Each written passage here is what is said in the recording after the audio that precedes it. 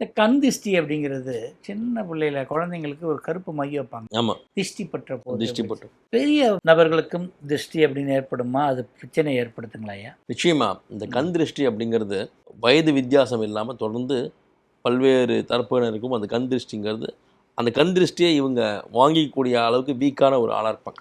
ஓ, வீக்கானவங்கள தான் அதை அட்டாக் ஆமா, பண்ணும். கண்டிப்பா, கண்டிப்பா. ஒரு வைரஸ் மாதிரி தான் அதுவும். ஆமா, ஆமா, ஆமா.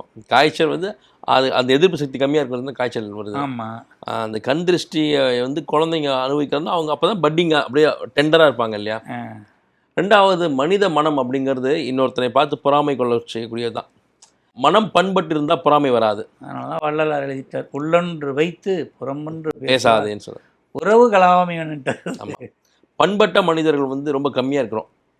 ஸோ அதனால ஒரு சக மனிதனுடைய வளர்ச்சியோ, ஒரு சக மனிதனுக்கு கிடைக்கக்கூடிய ஒரு அன்பளிப்போ பொறுத்துக்க முடியல. பொறுத்துக்க முடியாம, நான் எனக்கு ஒரு கண்ணு போனாலும் எதிரிக்கு 2 கண்ணு போகணும்னு நினைக்கிறவங்க தான் கேட்குறாங்க. ஆனா இவ்வளவும் பக்கத்துல இருந்து சிரிச்சுக்கிட்டே தான் பண்ணுவான். மனசுல என்ன ஆமா. நினைக்கும் தெரியாது. அதுதானே இங்கே சூட்சுமம். ஆ. இவங்க தான் வன்மத்தை கொட்டுறாங்கன்றது தெரியாம அப்படியே சிரிச்ச மணிக்கே இருப்பாங்க.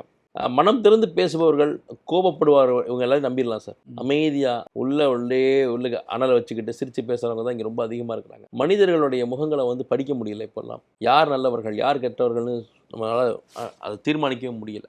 அப்போது இந்த கண் திருஷ்டிங்கிறது அதோடைய ஒரு பகுதி தான்.